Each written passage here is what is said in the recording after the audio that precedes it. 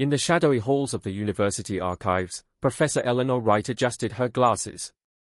She was looking at a stack of photographs that had just come in. The Massachusetts Historical Society had sent these 100-year-old pictures as part of a joint project to digitize forgotten American photography.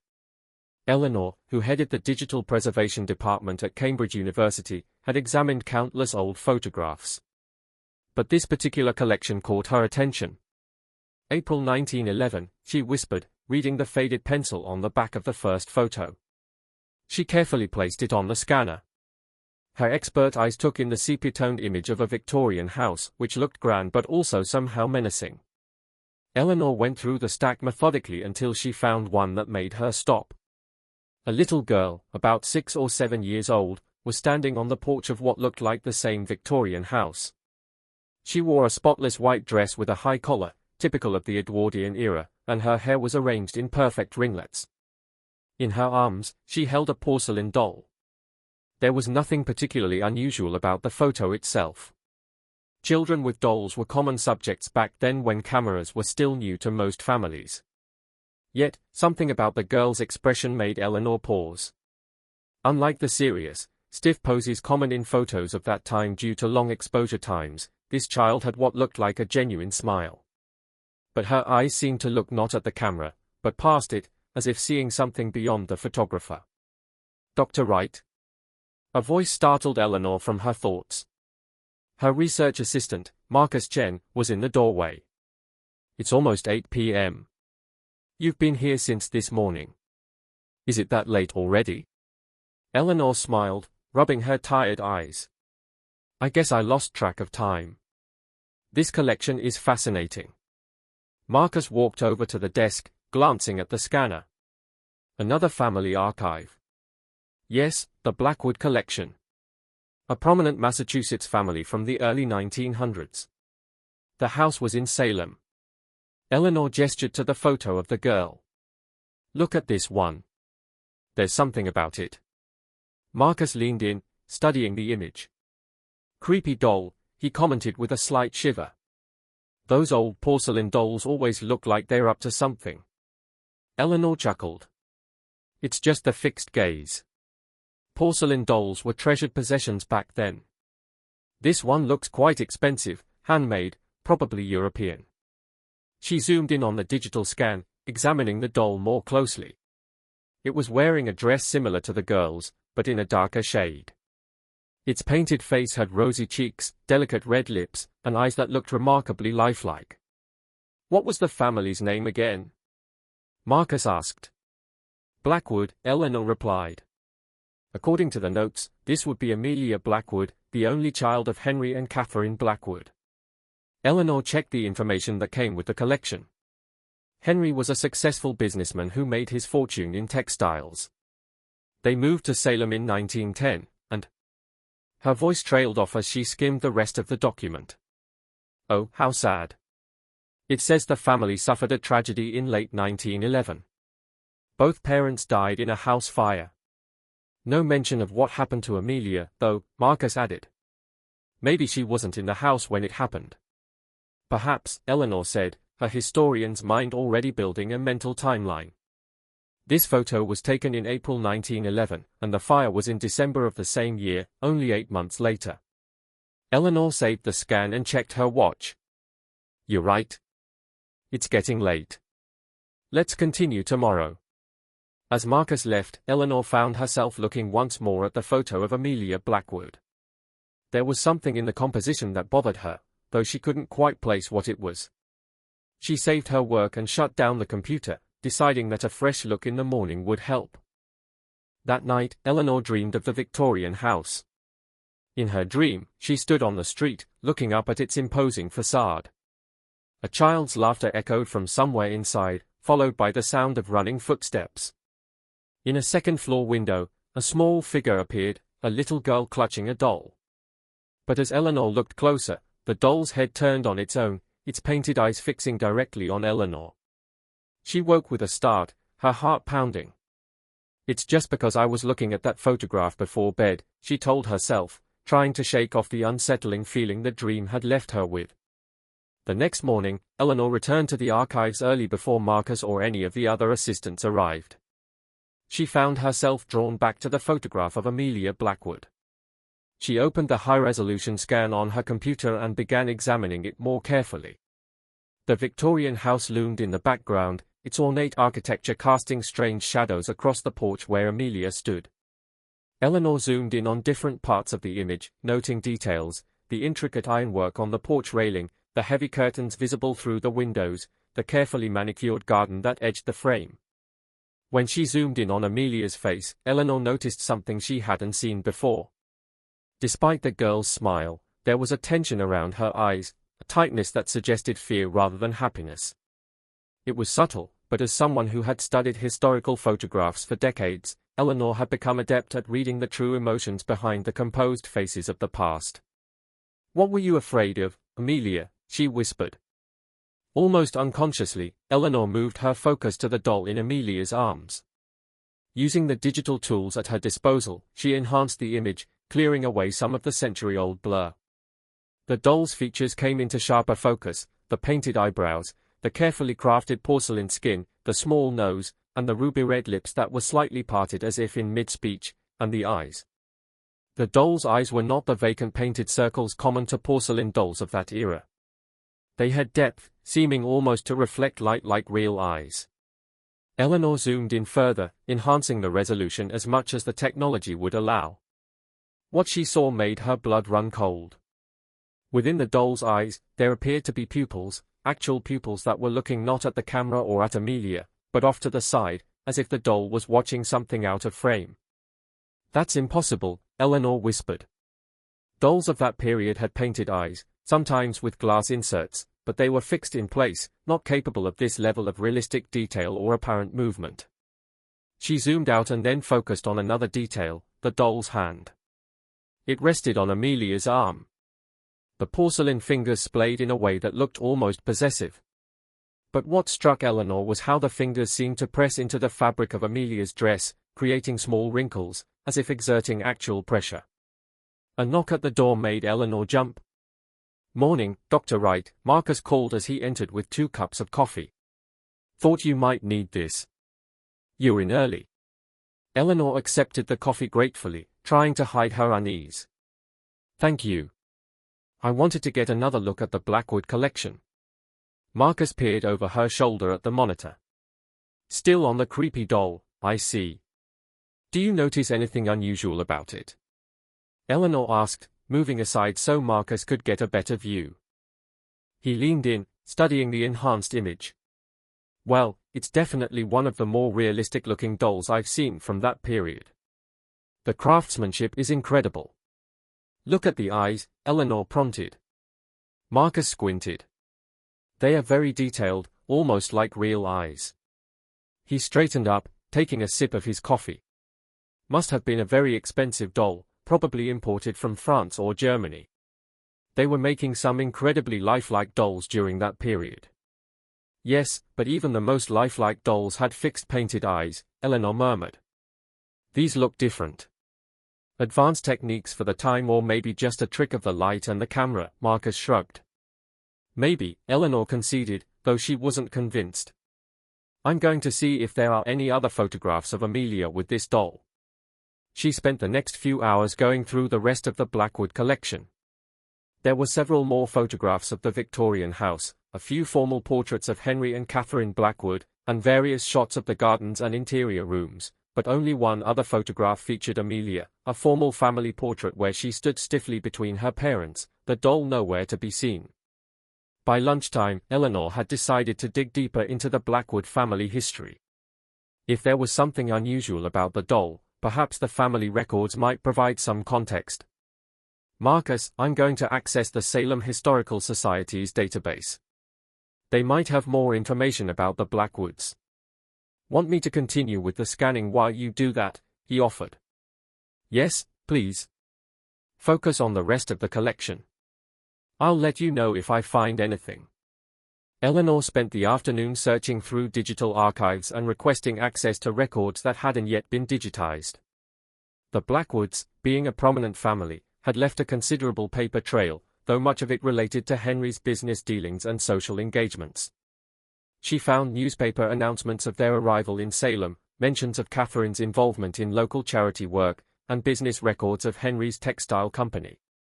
Then she found something that made her sit up straight. A local newspaper article dated November 30, 1911, just days before the fatal fire. Child's disturbing claims cause stir in Salem community. The Blackwood household has become the subject of concerned whispers following young Amelia Blackwood's troubling assertions regarding her porcelain doll. The child, age 7, has reportedly been claiming that her doll, which she has named Isabel, speaks to her and moves about the house at night. Mrs. Catherine Blackwood has consulted with Dr. Fleming regarding her daughter's vivid imagination, though some neighbors recall the strange circumstances surrounding the acquisition of the doll during the family's visit to Europe last spring. The article continued, mentioning that Amelia had become increasingly isolated, refusing to part with the doll and speaking to it as if it were a real person. Some servants had reportedly left the Blackwoods' employment, citing unsettling occurrences within the household. Eleanor felt a chill run down her spine. The article, written in the somewhat sensationalist style common to local newspapers of the era, nonetheless contained troubling details that connected directly to the photograph she'd been studying. She checked the date again, November 30, 1911. The fire that killed Henry and Catherine had occurred on December 21, just 3 weeks later. Eleanor searched for articles about the fire itself and found several. Tragic fire claims lives of prominent Salem couple. A devastating fire engulfed the Blackwood residence on Willow Street late last night, claiming the lives of Henry and Catherine Blackwood. The blaze, which began sometime after midnight, had already consumed much of the structure by the time fire brigades arrived. Investigators believe the fire originated in the library on the first floor, possibly from a dropped cigar or unattended lamp. Remarkably, the couple's young daughter, Amelia, was found unharmed in the garden, clutching her porcelain doll. The child appears to have escaped through a second-floor window, though she has been unable or unwilling to explain how she managed this feat. Amelia has been placed in the care of her maternal aunt, Mrs. Eleanor Simmons, who arrived from Boston this morning. Eleanor read the article twice, noting the eerie coincidence of the aunt's name matching her own. But what struck her more was the mention of Amelia being found with the doll unharmed, despite having apparently escaped from a second-floor window. She found one more relevant article dated January 5, 1912. Blackwood child committed to Lakeside Sanitarium. Following concerning behavior in the weeks after the tragic fire that claimed her parents' lives, young Amelia Blackwood has been committed to Lakeside Sanitarium for treatment. Mrs. Eleanor Simmons, the child's aunt and current guardian, made the difficult decision after consulting with specialists. Amelia has not spoken a word since the fire, except to her doll, Mrs. Simmons told this reporter with visible distress. She refuses to be parted from it and becomes violent when attempts are made to separate them. The doctors believe that with proper care, she may recover from this trauma. Lakeside Sanitarium, known for its progressive treatment of nervous disorders in women and children, has assured Mrs. Simmons that every effort will be made to restore Amelia to health. Eleanor sat back in her chair, processing what she had read. A tragic story, certainly. A young girl traumatized by the death of her parents, clinging to her doll as a source of comfort. But there were unsettling elements that couldn't be easily explained: the reports of the doll moving, Amelia's escape from the fire, and the subsequent behavioral issues that led to her institutionalization. She needed to find out what happened to Amelia after she was sent to Lakeside Sanitarium. Had she recovered, lived a normal life, or had her story ended within those institutional walls, as was sadly common for many children in that era? Eleanor searched the databases for any mention of Lakeside Sanitarium and discovered it had closed in 1954 after several decades of declining patients and funding. The records had been transferred to the Massachusetts State Archives. "Marcus," she called, seeing her assistant return from his lunch break. "I need to make a request to the State Archives. I'm looking for patient records from Lakeside Sanitarium, specifically for Amelia Blackwood, admitted in January 1912. Marcus raised an eyebrow. "Finding something interesting in the Blackwood case?" "Very," Eleanor replied, her eyes returning to the screen where the enhanced photograph of Amelia and her doll still displayed. The doll in this picture may have been connected to some disturbing events in the family. What kind of events? Marcus asked, intrigued. Eleanor briefly explained what she had discovered, watching as Marcus's expression shifted from curiosity to concern. That's quite a story, he said when she finished. But surely there's a rational explanation. Mass hysteria about possessed objects wasn't uncommon in that era, especially in a place like Salem with its history. Of course, Eleanor agreed. I'm just following the historical threads. The coincidences are interesting from a research perspective, but... As she said it, her eyes were drawn back to the doll's face on the screen. Those eyes that seemed too alive, too aware for a mere porcelain toy. 2 days later, Eleanor received digital copies of Amelia Blackwood's patient records from Lakeside Sanitarium. The documents had been scanned as part of a historical digitization project, making them available to researchers with proper credentials. The records painted a disturbing picture. Upon admission, 7-year-old Amelia had been diagnosed with acute melancholia with delusional features, a common diagnosis for children exhibiting what would today be recognized as trauma responses. The attending physician, Dr. Harold Bennett, had made detailed notes about Amelia's condition and behavior. Patient refuses to speak to staff or other patients, one entry noted. Communication is directed exclusively to porcelain doll, which patient will not relinquish. When separated from the doll during initial examination, patient became extremely agitated, screaming that Isabel will be angry and Isabel will hurt you like she hurt them. Another entry dated 2 weeks later described a troubling incident. Night nurse Whitaker reported finding patient's room in disarray this morning, though door was locked from outside as per protocol. Patient claimed Isabel did it because she was angry. Doll was found seated in rocking chair across room from patient's bed. Nurse Whitaker has requested reassignment to different ward. Subsequent entries documented a pattern of unexplained occurrences in Amelia's room, items moved, personal belongings of staff going missing, strange scratching sounds reported at night. Several staff members had requested transfers away from Amelia's ward. Most disturbing were Dr. Bennett's personal notes, where his initially skeptical clinical tone gradually gave way to confusion and what appeared to be fear. February 18, 1912. I find myself increasingly troubled by the Blackwood case. While I have encountered many children with fantasy companions and projections following trauma, there is something distinctly unsettling about Amelia's relationship with the doll. Today, during our session, I could have sworn I saw the doll's head turn slightly when Amelia was not touching it. A trick of the light, surely, or my own fatigue after long hours. And later, March 3, 1912. Incident with the Blackwood child has left Nurse Collins with severe lacerations to her arms. Collins claims she was alone in the room with Amelia when she felt something grab her from behind. Child was seated on bed throughout, doll in lap. Collins is reliable staff, not given to hysterics or fabrication. Have requested doll be removed for examination, but concerns about patient's reaction make this problematic. The final entry in Dr. Bennett's notes was dated March 15, 1912. I can no longer ignore the mounting evidence that something beyond medical science is at work in the Blackwood case. Last night, passing by patient's room during my rounds, I distinctly heard 2 voices, a child's and another raspier voice that chilled me to the bone. Upon entering with orderly Mason, found only Amelia, apparently asleep, the doll seated beside her pillow. As I approached the bed, I observed what appeared to be movement from the doll's head, turning toward me with such fluid motion that I stepped back in alarm. Mason did not observe this, his attention on the patient.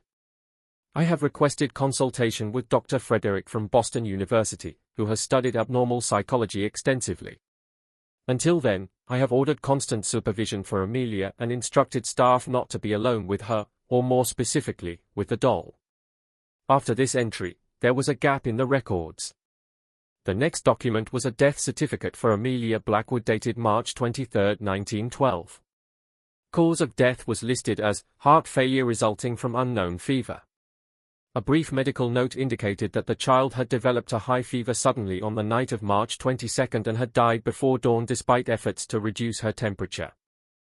A final administrative note dated March 25, 1912 contained a detail that made Eleanor's skin crawl.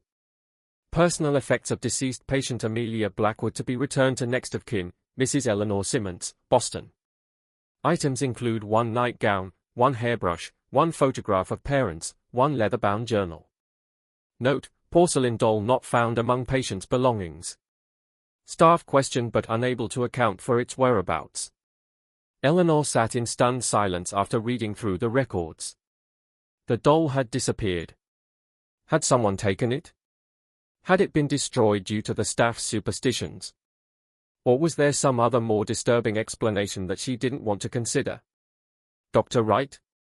Are you all right? You look pale. Marcus's voice broke through her thoughts. Eleanor gestured to the screen. I've been reading Amelia Blackwood's patient records. She died in the sanitarium just a few months after being admitted. And the doll, the one in our photograph, apparently vanished after her death. Marcus frowned. That's sad about the girl, but not surprising given the medical care of the time. As for the doll, someone probably took it. Those antique dolls are valuable, perhaps. Perhaps, Eleanor conceded, though she wasn't convinced. I want to look at the other photographs in the collection again, particularly the ones of the house interior. Maybe the doll appears in those as well. She opened the scans of the interior photographs, formal shots of the drawing room, library, and main staircase of the Blackwood home. Nothing unusual appeared in any of them, and the doll was nowhere to be seen. Then she opened an image she had previously overlooked, a photograph of what appeared to be Amelia's bedroom. It showed a neatly made bed with an ornate headboard, a small writing desk, a bookshelf filled with children's books, and a rocking chair near the window. The room was empty of people, but on the rocking chair sat the doll, positioned as if looking out the window.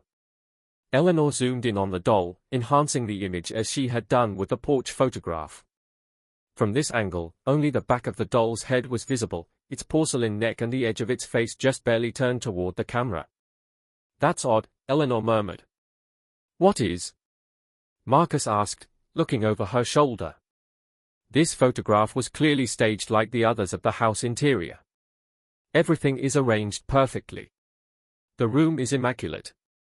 But why place the doll in the rocking chair looking away from the camera? It's an unusual composition for a formal interior photograph of this era. Maybe Amelia put it there and they just took the picture without moving it, Marcus suggested. Maybe, Eleanor said slowly. But professional photographers of this period were meticulous about their compositions. Every element was deliberately placed. She zoomed in further on the window beside the rocking chair. Look at this. In the glass of the window, there was a faint reflection, the doll's face reflected in profile. Even in the grainy reflection, those same unusually realistic eyes were visible, seeming to stare directly at the camera through the reflection. It's as if it knew it was being photographed, Eleanor whispered, then immediately felt foolish for saying it aloud. Marcus gave her a concerned look. Dr. Wright, maybe you should take a break from this. You've been intensely focused on these photographs for days now. Eleanor nodded, suddenly aware of the tension in her shoulders and the headache forming behind her eyes. You're right. I'll go get some lunch and clear my head. As she stood up, her elbow knocked against the mouse, causing the image on screen to scroll slightly, revealing the lower part of the window in greater detail. Eleanor froze, staring at what had just been revealed. There, barely visible in the glass reflection, was another figure standing behind the photographer, a woman in dark clothing, her face indistinct, but her posture suggesting she was watching the photographer work. This in itself wasn't unusual. It could have been Catherine Blackwood or a household servant. But what caught Eleanor's eye was that the woman appeared to be holding something half hidden in the folds of her dress. Something small with a pale face. There's another doll, Eleanor said, pointing to the reflection. Marcus peered at the screen. I can barely make anything out in that reflection. It's too distorted. I need to enhance this further. Eleanor sat back down, her lunch forgotten. Using specialized historical photography software, she worked to clarify the reflection, adjusting contrast and sharpness to bring out details in the murky glass. Gradually, the figure in the reflection became slightly clearer, definitely a woman in dark clothing standing in the doorway of the bedroom, and what she held was indeed another doll, similar in style to the one in the rocking chair, but with subtle differences in the clothing and hair. "Two dolls," Eleanor murmured. The newspaper article only mentioned one doll named Isabel, and look, they are nearly identical. She returned to the photograph of Amelia on the porch, examining the doll she held. Then she compared it to the doll in the rocking chair. They were remarkably similar, with the same style of clothing and hair, but upon close inspection, there were small differences. The doll on the porch had a slightly different hairstyle and what appeared to be a small brooch on its dress that the rocking chair doll lacked. I need to find out more about these dolls, Eleanor decided. The newspaper mentioned the doll was acquired during a trip to Europe. I should see if there are any records of that trip. Over the next several days, Eleanor's research led her deeper into the Blackwood family history. She discovered that Henry and Catherine Blackwood had indeed visited Europe in early 1911, traveling through England, France, and Eastern Europe. A diary kept by Catherine, digitized as part of a collection of women's travel writings, mentioned their visit to a small village in Romania, where they had encountered an elderly doll maker. "The old woman's skill is remarkable," Catherine had written. "Her creations possess such lifelike quality that one almost expects them to speak. Henry thinks the price excessive, but I have convinced him that Amelia would treasure such a unique gift. The doll maker was most insistent that we purchase two, claiming they are sisters and should not be separated, though I found this notion fanciful. The second doll shall make a fine birthday present for Amelia later this year." Eleanor sat back, processing this new information. Two dolls purchased in Romania, a region steeped in folklore and superstition. The connection to the mysterious reflection in the window photograph was becoming clearer. She continued reading Catherine's diary, finding a troubling entry from shortly after their return to America. "Amelia has formed an unusual attachment to her new doll, which she has named Isabel. She speaks to it constantly and insists that Isabel speaks back. I would dismiss this as childish fancy, but there is something in her manner that disturbs me. She seems almost fearful at times, particularly when the doll is not in her direct sight. I have decided to delay giving her the second doll for now." Subsequent entries documented Catherine's growing concern about Amelia's relationship with the doll and strange occurrences in the house, objects moved or broken, unexplained noises at night, servants giving notice without clear explanation.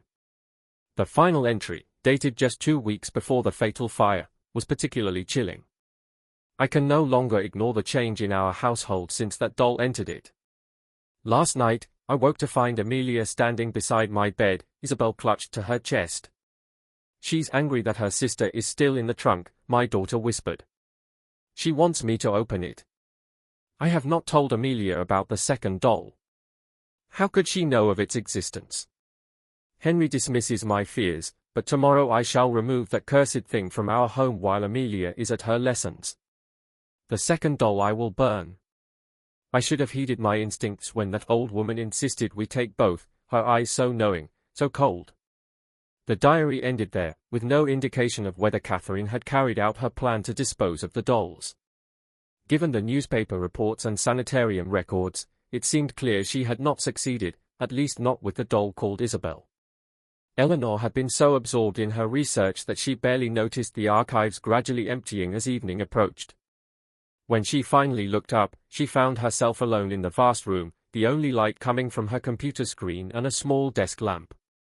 As she gathered her notes, preparing to leave, she felt a strange sensation, as if she were being watched. She turned, scanning the empty room, her heart rate accelerating despite her attempts to remain rational. "Hello," she called out. "Is anyone still here?" Only silence answered her.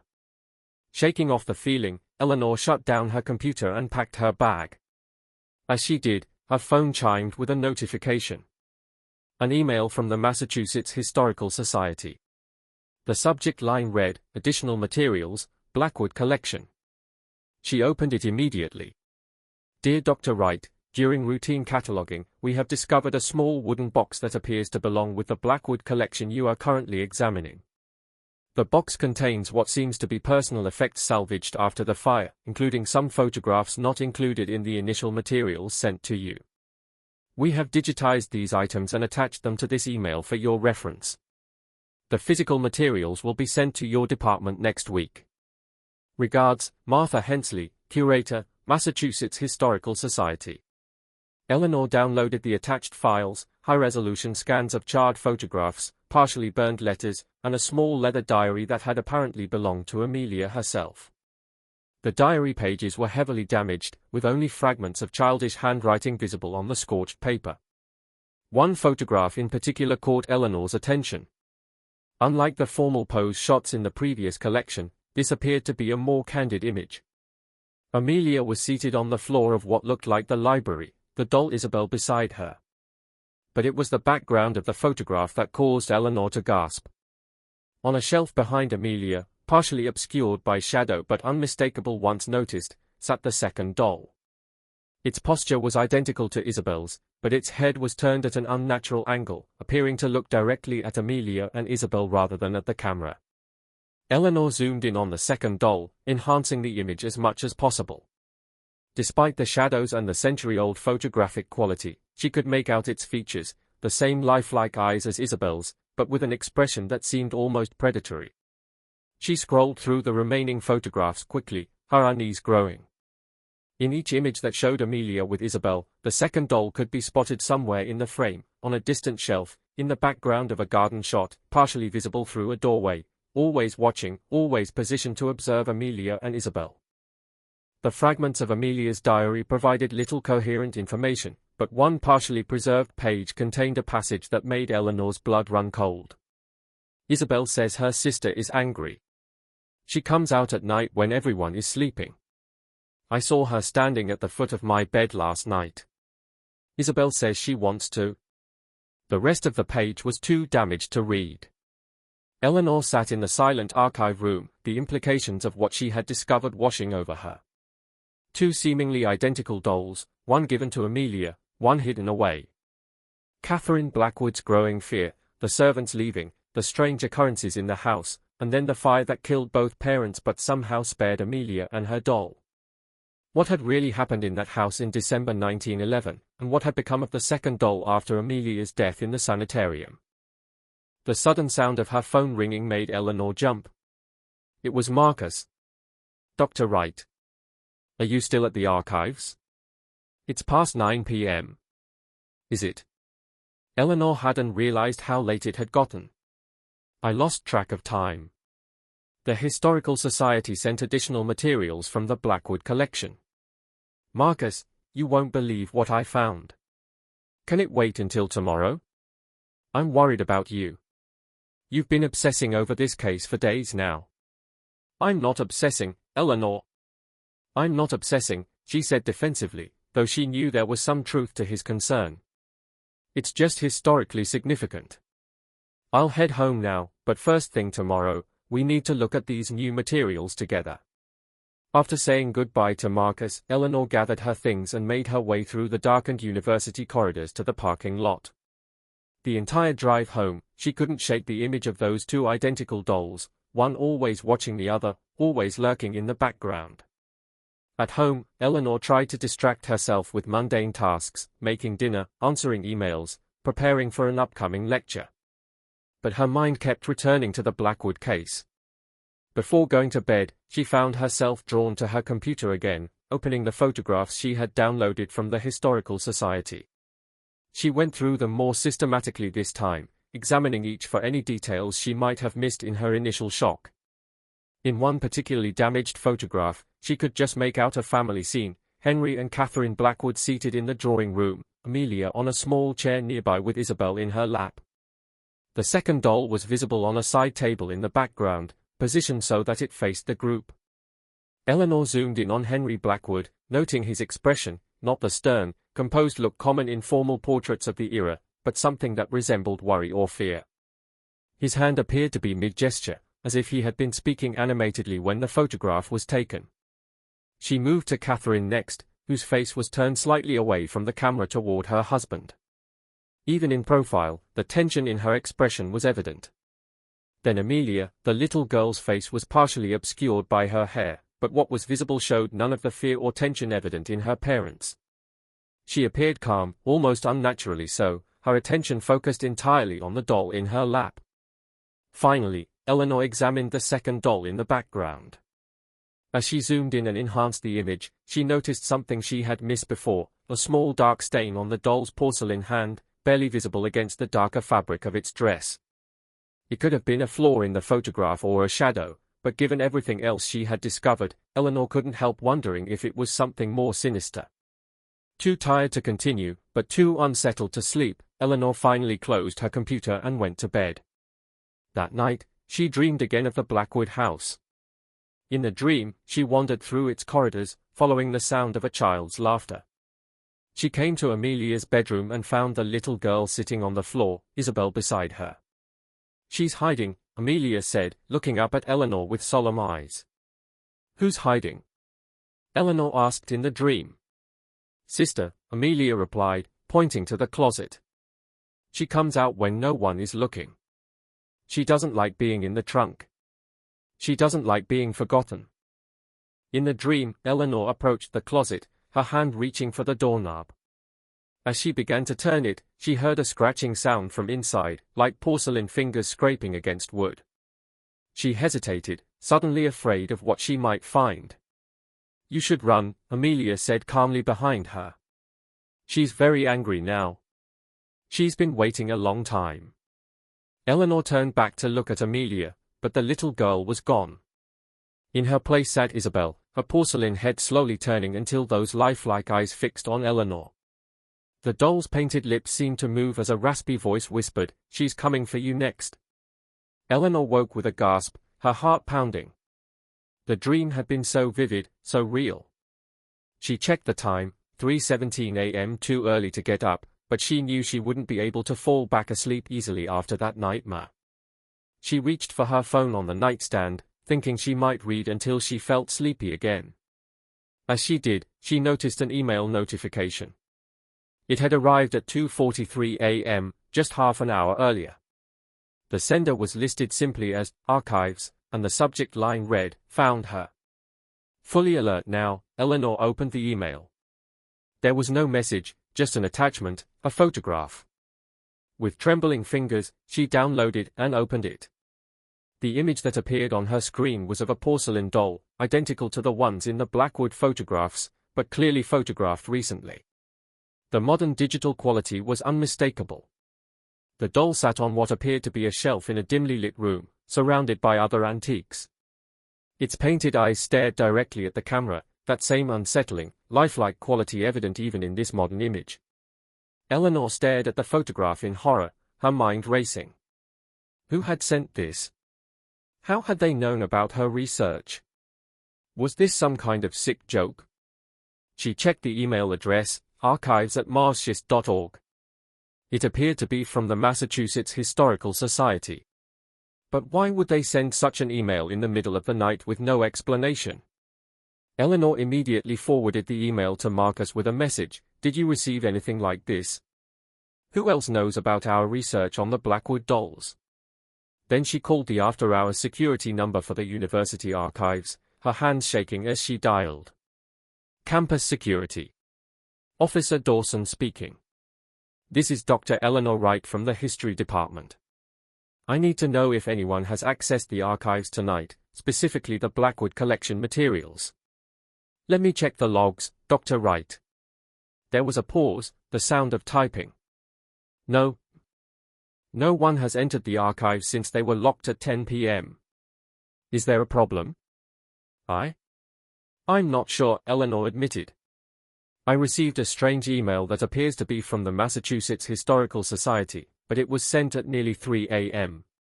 That does sound unusual, the officer agreed. Would you like me to send someone to check the archives? Yes, please. And could you specifically check if any of the photographs or materials from the Blackwood collection have been disturbed? Will do, Dr. Wright. We'll call you back once we've completed the check. Eleanor hung up, still staring at the photograph on her phone. There was something about the background that seemed familiar.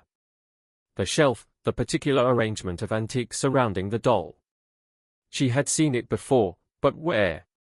Then it hit her, the university's own historical collection in the main library. The shelf in the photograph was part of a display of 19th and early 20th century artifacts donated by local families over the years. Without stopping to think about the absurdity of what she was doing, Eleanor dressed quickly and drove to the campus. At this hour, the main library would be closed, but her faculty ID would give her access to the after-hours entrance. The library was eerily silent as Eleanor made her way through the darkened halls to the historical collection room. Using her phone as a flashlight, she approached the display case she had recognized from the photograph. And there it was, the doll, positioned exactly as it had appeared in the email, surrounded by the same antique items. Eleanor stood frozen, staring at it through the glass. It couldn't be possible. How could the doll from the 1911 photographs, the doll that had supposedly disappeared from Lakeside Sanitarium after Amelia's death, be here in the university's collection? She examined the small identification card beside the doll. Porcelain doll, circa 1900, European craftsmanship. Donated by the estate of Dr. Harold Bennett, 1953. Dr. Harold Bennett, the physician who had treated Amelia at Lakeside Sanitarium, who had documented the strange occurrences surrounding the doll, who had been the last person to mention seeing it before its reported disappearance. He had taken it, and somehow, decades later, it had ended up here in the university's collection, just down the hall from where Eleanor had been studying its history for the past week. But which doll was it? Isabel, the one Amelia had carried everywhere, or the sister doll, the one that had always lurked in the background of the photographs, watching? Eleanor leaned closer to the glass, studying the doll's features. The dress, the hair, the painted face, all matched the dolls from the photographs. But there was something on its porcelain hand, a dark discoloration that matched what she had observed in the enhanced photograph of the second doll. This was the sister doll, the one Catherine Blackwood had hidden away, the one that had always been watching from the shadows. A sudden noise behind her made Eleanor turn sharply. The security guard stood in the doorway, his flashlight beam adding to the dim emergency lighting of the room. "Dr. Wright, Officer Dawson called to say you might be here. Is everything all right?" Eleanor struggled to find a rational explanation for her presence in the library at nearly 4 a.m. staring at an antique doll. I received an email about an artifact that might be connected to my research. I needed to verify it immediately. The guard looked skeptical, but nodded. The archives are secure, as you requested. Nothing has been disturbed. Thank you. I'll be leaving shortly. After the guard departed, Eleanor turned back to the doll. In the shifting shadows cast by her phone's flashlight, she could have sworn its head had moved slightly, those painted eyes now focused directly on her rather than at the angle she had first observed. Impossible, she whispered to herself. Yet, after everything she had discovered about the Blackwood family and these dolls, was anything truly impossible? Eleanor took several photographs of the doll and its identification card, then left the library, shaken but determined to uncover the full truth. The next morning, she arrived at the archives early, armed with the new information about Dr. Bennett's connection to the doll. Marcus was already there, looking concerned. "I got your email," he said as soon as she entered. "What's going on? And why were you at the library at 4 a.m.? Eleanor explained everything, the additional materials from the Historical Society, the mysterious email, her discovery of the doll in the university's collection. "So, you think Dr. Bennett took the doll after Amelia died, kept it for decades, and then it ended up in our collection after his death?" Marcus summarized, his tone making it clear he found the story far-fetched. "I know how it sounds," Eleanor admitted. "But look at this." She showed him the photographs she had taken of the doll in the display case along with the enhanced images of the dolls from the 1911 photographs. They are identical, right down to this discoloration on the hand. Marcus studied the images. They look similar, certainly, but dolls of this type often had similar features. It was mass production even back then. Catherine Blackwood's diary specifically mentioned that these dolls were handcrafted by an elderly doll maker in Romania. They weren't mass-produced. Even so, Marcus said gently, this could be confirmation bias. You've been intensely focused on this case, working long hours, not getting enough sleep. It's affecting your perspective. Eleanor felt a flash of irritation. I'm not imagining things, Marcus. Look at the evidence. The newspaper articles about strange occurrences in the Blackwood house. The sanitarium records documenting inexplicable events. Catherine's diary entries about her growing fear of the dolls. And now one of those dolls is sitting in our own university's collection, donated by the very doctor who treated Amelia before her death. Marcus held up his hands in a placating gesture. All right, let's approach this systematically. If this is the same doll, there should be a paper trail documenting how it came into Dr. Bennett's possession and subsequently into the university's collection. Exactly, Eleanor agreed, relieved that Marcus was at least willing to investigate further. We need to check the acquisition records for the historical collection and any personal papers Dr. Bennett might have left. They spent the morning searching the university archives for information about Dr. Bennett and the doll donation. They discovered that Bennett had been a respected physician who had later joined the faculty of the university's medical school in the 1920s.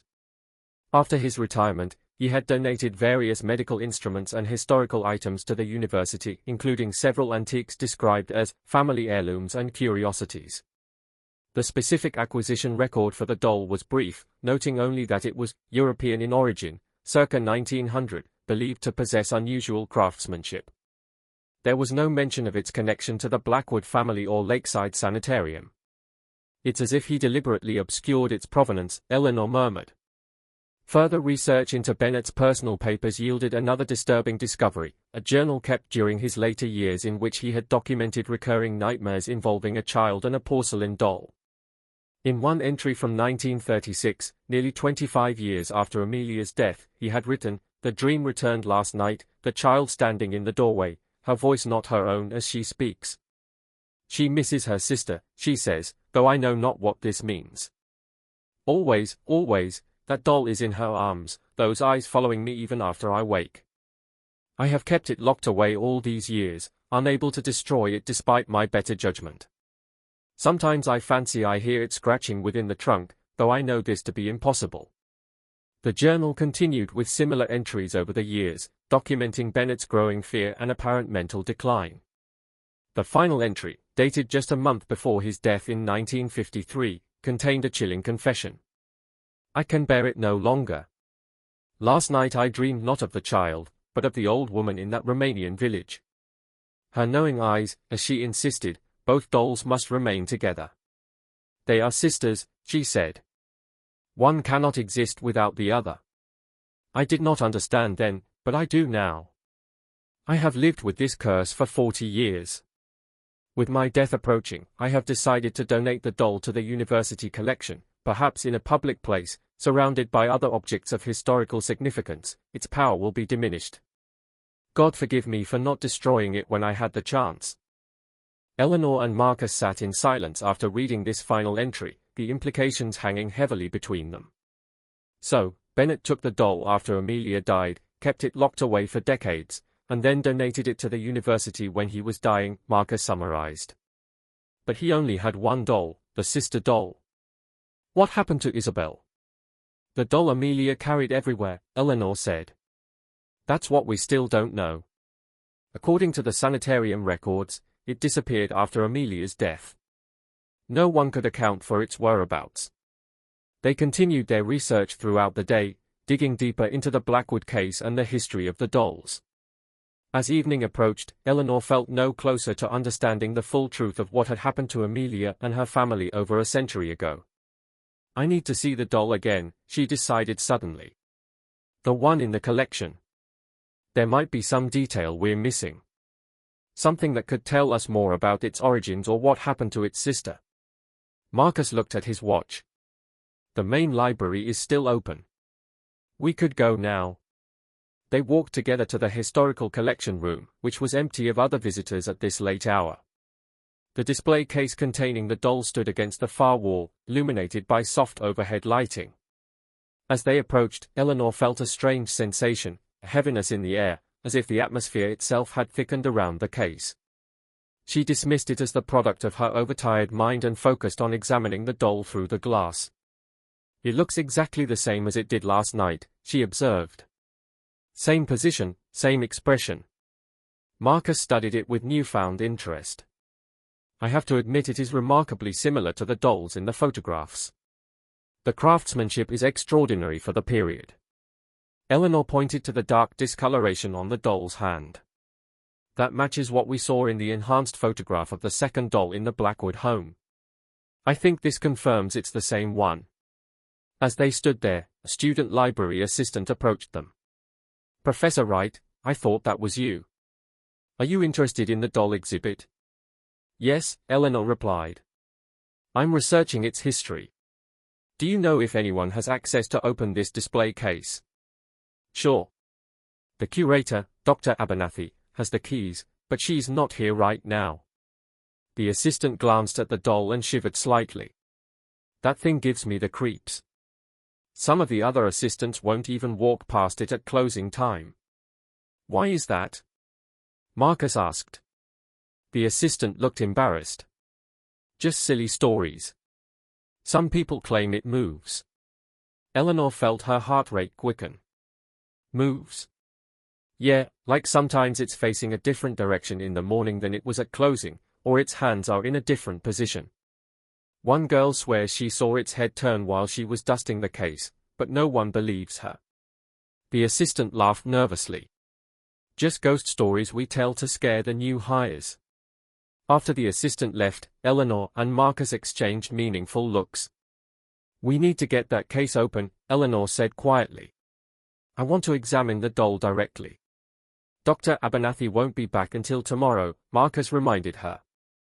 And I doubt she'd open a secure display case just to satisfy our curiosity. Then we'll have to find another way, Eleanor said, determination in her voice. This isn't just about curiosity anymore, Marcus. Think about what we've discovered. The Blackwood tragedy, Dr. Bennett's confession, the stories of movement even now. What if there's something genuinely dangerous about this doll? Marcus looked skeptical. You're not suggesting it's actually, what? Possessed? Cursed? That's not exactly mainstream historical research, Dr. Wright. I don't know what I'm suggesting, Eleanor admitted. But I do know that people died, the Blackwoods in that fire, Amelia in the sanitarium, and the common factor in all of it was these dolls. Mass hysteria, confirmation bias, the power of suggestion, Marcus argued, though his voice lacked conviction. These are documented psychological phenomena. Spanning more than a century, affecting people who had no knowledge of the doll's history, Eleanor shook her head. There's something more happening here. Something we don't understand. They reached Eleanor's car, and Marcus placed a hand on her shoulder. Go home, get some rest. I'll meet you at the archives in the morning and we'll figure this out together. Eleanor nodded, though she doubted sleep would come easily after what had happened. As she drove home, her mind kept returning to one detail from the mysterious email, the note in the photograph that had said, "Your name was always part of the story, Eleanor." Amelia Blackwood's aunt and guardian after her parents' death had been named Eleanor Simmons. Was that merely a coincidence, or was there some deeper connection she was missing? At home, Eleanor double-checked all her doors and windows before attempting to sleep. Despite her exhaustion, her mind raced with questions and theories. The stolen doll, the mysterious emails, the connections to events from 1911, it all swirled in her thoughts, pieces of a puzzle she couldn't quite assemble. When sleep finally came, it was mercifully dreamless. Eleanor woke to sunlight streaming through her bedroom window and the sound of her landline ringing. Few people had that number, and she reached for it with apprehension. Dr. Wright, this is Officer Reyes with the campus police. We need you to come to the library immediately. There's been a development in the case of the stolen artifact. What kind of development? Eleanor asked, instantly alert. There was a pause before the officer replied, his voice strained. It's difficult to explain over the phone. Please come as soon as possible. Eleanor dressed quickly and drove to campus, a sense of dread building with each mile. When she arrived at the library, she found police cars and an ambulance parked outside, their lights flashing silently in the morning sun. An officer escorted her inside, past the curious onlookers gathered at the entrance. They headed not to the historical collection room where the doll had been displayed, but to the archives, her workspace for the past week. As they approached, Eleanor saw Marcus standing in the corridor, his face pale and drawn. When he saw her, He moved forward quickly, grabbing her arm. "Eleanor, don't go in there," he said urgently. "You don't need to see this." "See what?" she demanded. "Marcus, what's happened?" Before he could answer, the door to the archives opened and a police detective emerged, her expression grim. "Dr. Wright, I'm Detective Morales. Thank you for coming." She gestured toward the open door. "I understand you've been researching the provenance of the stolen artifact. We found something that may be connected to your work." Despite Marcus's attempt to hold her back, Eleanor moved toward the door. As she stepped inside, the first thing she noticed was the smell, a sweet, cloying scent that reminded her of the preservatives used on delicate historical documents. The archives looked much as she had left them the previous day, her computer still on the desk, her notes neatly stacked beside it. But on top of her notes, placed with deliberate care, was a porcelain doll. Not the sister doll that had been stolen from the display case, but another doll, identical in craftsmanship but wearing a different dress. This was Isabel, the doll that had been constantly at Amelia Blackwood's side, that had disappeared from Lakeside Sanitarium after her death. And beside it, arranged with the same careful precision, was a small leather-bound book that Eleanor recognized as Amelia's partially burned diary. Not the digitized version she had been studying, but the actual physical diary that should have been safely stored in the Massachusetts Historical Society's archives. "This was discovered by the morning cleaning staff," Detective Morales explained. The door was locked. The security systems were functioning normally, and yet somehow these items appeared overnight. Eleanor approached the desk slowly, her academic training warring with her growing fear. The doll sat upright, its painted eyes seeming to follow her movement. Its porcelain hands rested on the diary as if presenting it as a gift. "May I?" Eleanor asked, gesturing to the diary. Detective Morales nodded. "Our forensics team has already documented everything. Just use these." She handed Eleanor a pair of latex gloves. With trembling hands, Eleanor carefully opened the diary. Most of the pages were charred beyond readability, just as they had been in the digitized version. But there was one page near the end that was intact, a page she hadn't seen before, but hadn't been included in the digital scans. The childish handwriting was clear, the ink still remarkably vivid after more than a century. "Isabel says we will always be together. She says that when they try to separate us, bad things will happen. She says her sister is very angry about being locked in the trunk and that Mama and Papa will be sorry. I'm scared, but Isabel says I shouldn't be afraid. She says she'll protect me forever and ever, even after I'm gone. She says someday someone named Eleanor will help us. Isabel knows everything." Eleanor stepped back from the desk, her mind reeling. The diary entry was dated December 20, 1911, the day before the fire that killed Henry and Catherine Blackwood. Dr. Wright, Detective Morales was watching her closely. "Does this mean something to you?" Eleanor struggled to find her voice. "This diary belongs to Amelia Blackwood, a child who lived in Salem in 1911. Her parents died in a house fire the day after this entry was written. The doll, this is Isabel. The doll that was always with Amelia. It disappeared after Amelia's death in a sanitarium in 1912. And its sister?" the detective asked, her professional demeanor slipping slightly to reveal unease. "Was on display in the historical collection until last night," Eleanor confirmed. "They were purchased together in Romania by Amelia's parents. According to the stories, they were never supposed to be separated." As she spoke, a chill swept through the room, causing the pages of the diary to flutter slightly. The doll remained motionless. Yet Eleanor couldn't shake the feeling that it was listening, watching, waiting. Detective Morales cleared her throat. "Well, obviously someone has gone to great lengths to stage this scene. The stolen artifact, this second doll appearing, the diary that should be in Massachusetts. It's an elaborate hoax connected to your research." "But how?" Eleanor challenged. "How did they get past the security systems? How did they access the Historical Society's archives to steal the original diary? How did they even know about my research in the first place?" The detective had no answers, only more questions. After taking Eleanor's statement and instructing her not to touch anything further, the police departed, taking the doll and diary as evidence. Left alone in the archives with Marcus, Eleanor felt a strange mixture of fear and loss. "They're taking them away from each other again," she murmured. "What?" Marcus asked, still visibly shaken by the morning's events. "The dolls, they're being separated again." Eleanor turned to her computer, suddenly determined. "We need to find out what happened to Amelia after her parents died." The sanitarium record said she was in her aunt's care, Eleanor Simmons. "What if there's a connection? What if I'm somehow related?" "Eleanor, this has gone far enough," Marcus said firmly. "Someone is playing an elaborate and disturbing prank based on your research. They've broken into secure areas, stolen valuable artifacts, and now they are targeting you personally. You need to step back from this project."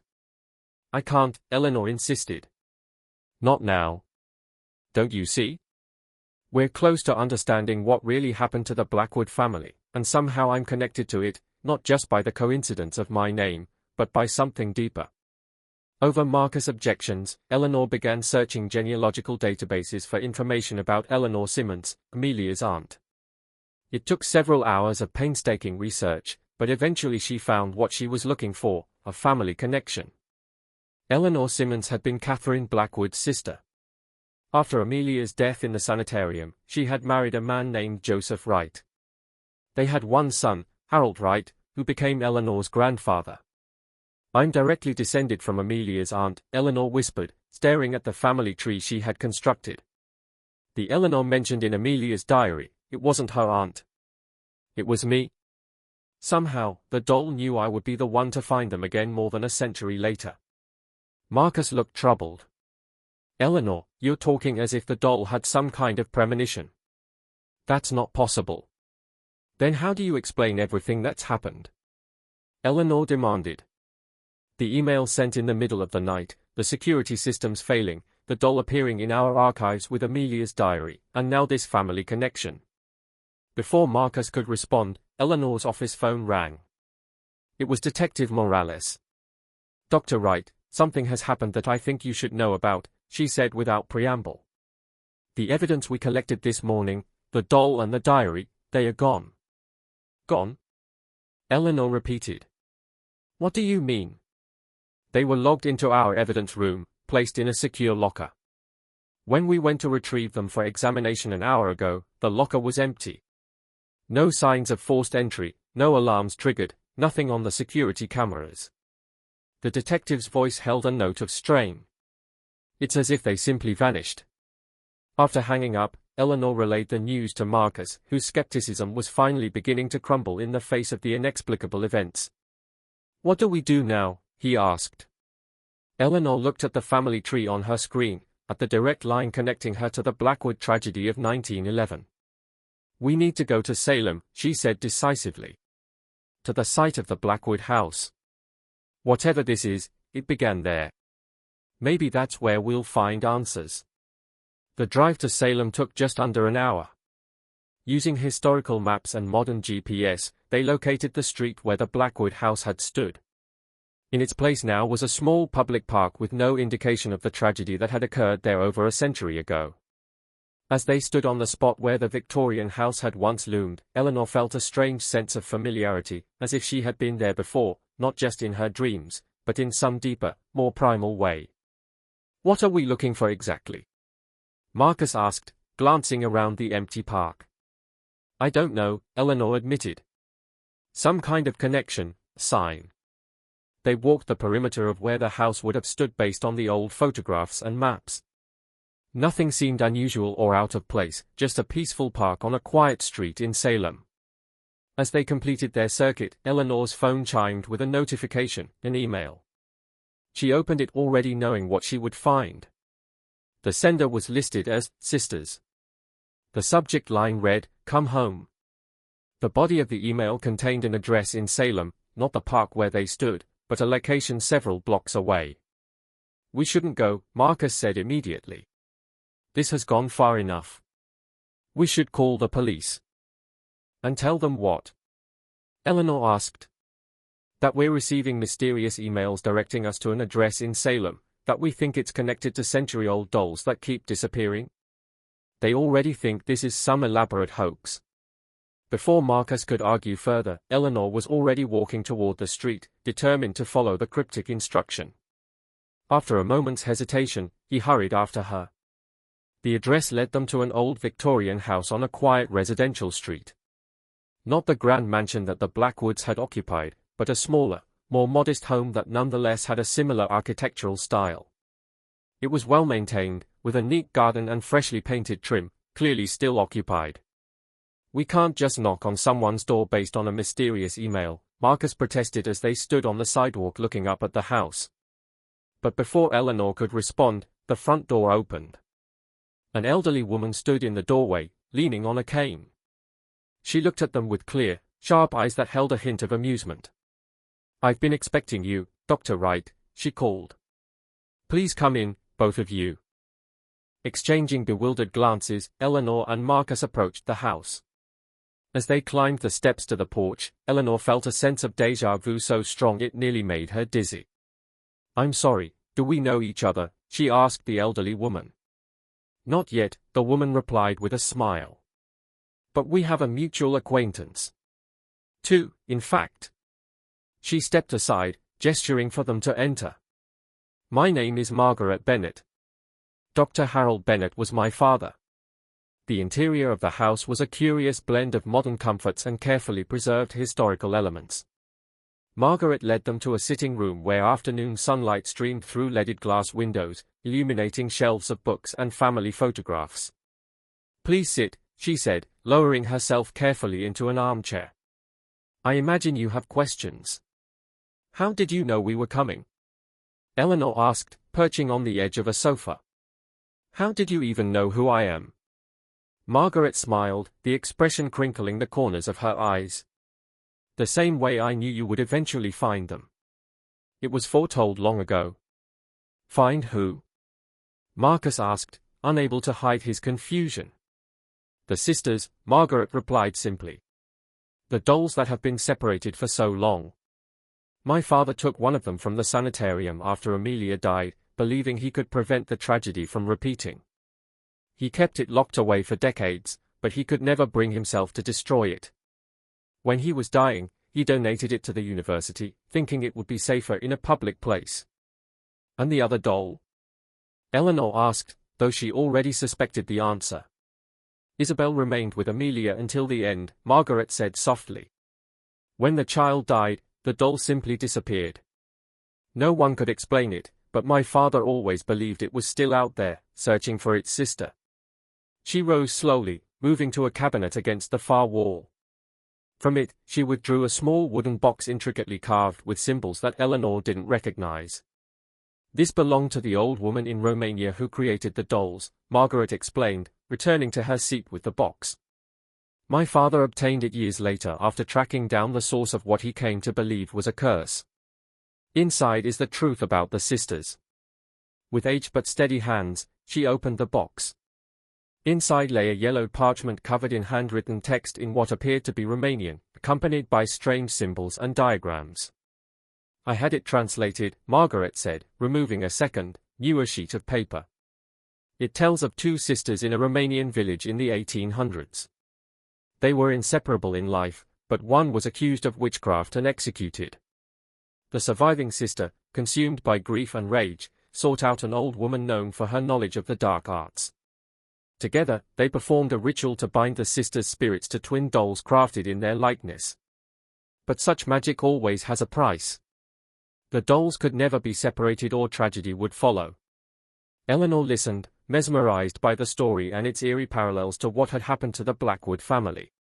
When Henry and Catherine Blackwood purchased the dolls in 1911, they were warned never to separate them, Margaret continued. But Catherine, sensing something unnatural about the dolls, hid one away, keeping only Isabel in the open for Amelia. The hidden doll, the sister, grew angry at this separation. The fire that killed the Blackwoods was no accident. It was retribution. "You can't possibly believe that," Marcus interjected. "It's just a folk tale, a superstition." Margaret fixed him with a steady gaze. My father was a man of science just like you. He spent years trying to find a rational explanation for what he witnessed at Lakeside Sanitarium. In the end, he accepted that some things defy rational explanation. She turned back to Eleanor. You found them again, just as was foretold. Eleanor, named for Amelia's aunt, descended from the same bloodline. The dolls have been waiting for you. But why me? Eleanor asked, struggling to make sense of it all. What am I supposed to do? Reunite them, of course, Margaret said, as if it were obvious. And the separation that has caused so much suffering. As if on cue, there was a sound from upstairs. A soft thud followed by what sounded like footsteps. Margaret smiled, unsurprised. They are here, she said softly. Both of them. They found their way home. Eleanor felt a chill run through her. The dolls are here in this house. Margaret nodded. In the attic room where they've been waiting for you. Despite Marcus's protests, Eleanor followed Margaret up the stairs, driven by a compulsion she couldn't explain. The elderly woman moved slowly but purposefully, leading them to a narrow staircase that accessed the attic. I haven't been up there in years, Margaret admitted. Not since my father died. He always kept the room locked. But this morning, I found the door open. At the top of the stairs was a small room with sloped ceilings and a single round window that cast a circle of light on the wooden floor. In the center of that circle of light sat two identical porcelain dolls, facing each other as if in conversation, their painted hands almost touching. Eleanor approached slowly, aware of Marcus and Margaret hanging back near the door. The dolls were exactly as they appeared in the photographs from 1911. One in a darker dress with a small discoloration on its hand, the other in a lighter dress with a tiny brooch at its collar. Isabel and her sister, together again after more than a century apart. As Eleanor knelt beside them, she felt a strange sense of peace washing over her, replacing the fear and confusion that had driven her investigation. Whatever power these dolls held, whatever tragedy had followed their separation, it seemed to have dissipated now that they were reunited. It's over, Margaret said softly from the doorway. The circle is complete. They won't trouble anyone again. Eleanor wasn't sure if she believed that, but as she looked at the two dolls sitting peacefully in the circle of sunlight, she wanted to. Perhaps this was all they had wanted, to be together again, to end the separation that had caused such suffering. She stood up, turning to join Marcus and Margaret at the door. As she did, she caught a movement from the corner of her eye, so slight, so quick that she might have imagined it. One of the dolls, Isabel, had turned its head just slightly, those painted lips curved in what might have been a smile of gratitude or triumph. Eleanor chose not to mention what she had seen as they descended from the attic. Some mysteries, she decided, were better left unresolved. The dolls were together again, and whatever power they held was now contained within that circle of light in Margaret Bennet's attic. As they prepared to leave, Margaret pressed the wooden box with its translated document into Eleanor's hands. Take it, she insisted. You've earned the right to know the full story. In the car driving back to Cambridge, Marcus finally broke the silence that had fallen between them. You don't really believe all that, do you? Cursed dolls, bound spirits, century-old prophecies. Eleanor looked out at the passing landscape, considering her answer carefully. I believe that there are forces in this world that we don't fully understand.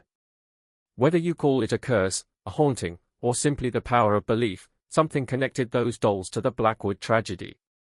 And somehow I was meant to find them again. And now that they are reunited, Marcus asked, what happens next?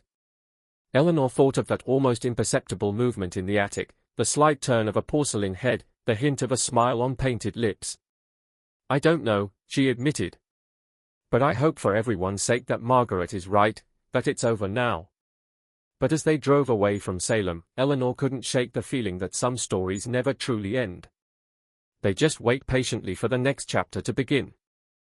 In her office at the university the next day, Eleanor found a small, plain envelope on her desk. Inside was a photograph, not a digital image or a scan, but an actual photograph printed on paper with a glossy finish. It showed the attic room in Margaret Bennet's house, sunlight streaming through the round window to illuminate the two dolls, still seated facing each other. But there was something different about them now. Their porcelain hands, which had been nearly touching when Eleanor had seen them, were now clasped together, fingers intertwined in a gesture that seemed almost human. On the back of the photograph, written in elegant old-fashioned script, were 3 simple words: "Sisters forever united." Eleanor slipped the photograph into her desk drawer, underneath a stack of research notes, and turned to her computer. Some mysteries, she decided, were better left unexplored. The dolls had found each other again after more than a century apart. Whatever bound them, curse, magic, or something else entirely, was their secret to keep.